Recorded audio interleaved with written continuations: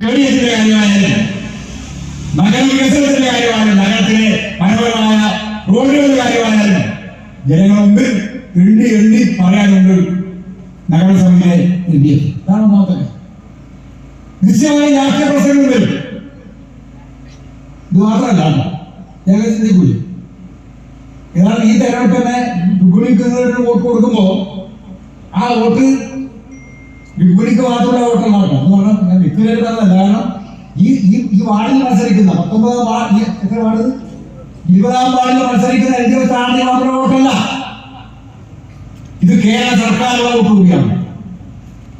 കഴിഞ്ഞ 10 വർഷക്കാലം കേരളത്തിൽ ഭരണകാലത്തെ ഉച്ചകൂടി കേരളത്തിൽ ഒരു സംസ്ഥാനം, ഇന്ത്യയിൽ ഒരു സംസ്ഥാനത്തിലും സങ്കല്പിക്കാൻ കഴിയാത്ത വികസന പ്രവർത്തനങ്ങൾ, ക്ഷേമ പ്രവർത്തനങ്ങൾ ഇവിടെ യാഥാർത്ഥ്യമാക്കിയിട്ടുണ്ട്.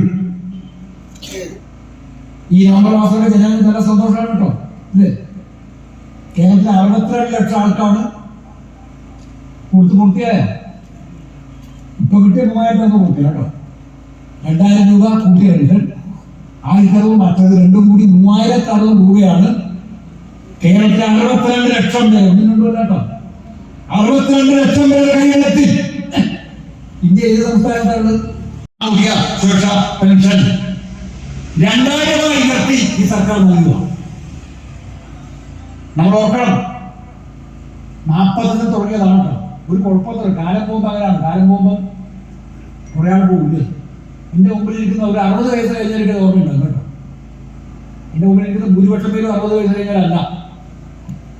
മനസ്സിലായി? 1980 അന്ന് കേരളം ഭരിച്ചത് ശ്രമിക്കാനാണ് മുഖ്യമന്ത്രി. അതേ ഭരിക്കുമ്പോഴാണ് ചരിത്രത്തിൽ അധികം. അതിന് മുമ്പ് സർക്കാർ ഉദ്യോഗസ്ഥന്മാർക്ക് പെൻഷൻ ഉണ്ട്, പെൻഷൻ പറ്റിയാൽ.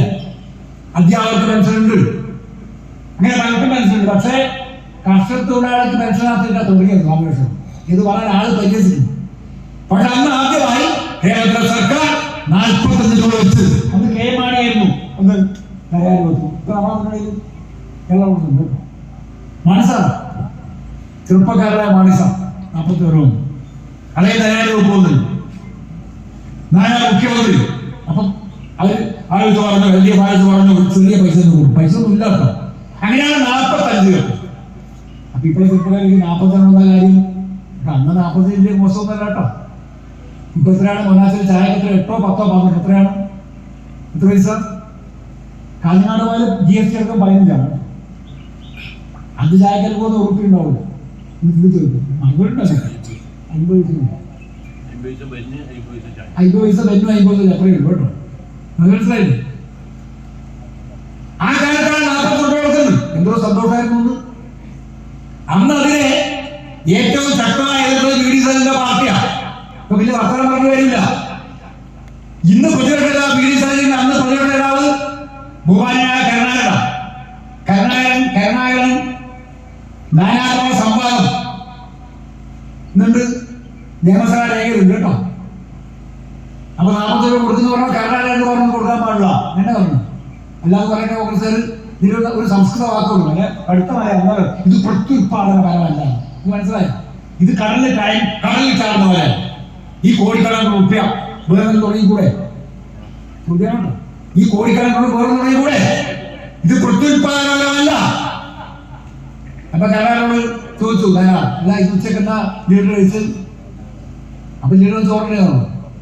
എന്നാൽ നമ്മളെല്ലാവരും ഭക്ഷിക്കുന്ന അരി ഉണ്ടാക്കാൻ, നെല്ലുണ്ടാക്കാൻ, പ്രഭാതം മുതൽ പ്രദോഷം വരെ മുട്ടോളം ചളി ഏത് കാലാവസ്ഥയും ജോലി ചെയ്യുന്ന പാവപ്പെട്ട കർഷകത്തൊഴിലാളികൾക്ക് നിങ്ങൾ ആര് നിർത്താനും എന്റെ സർക്കാർ പെൻഷൻ നൽകും.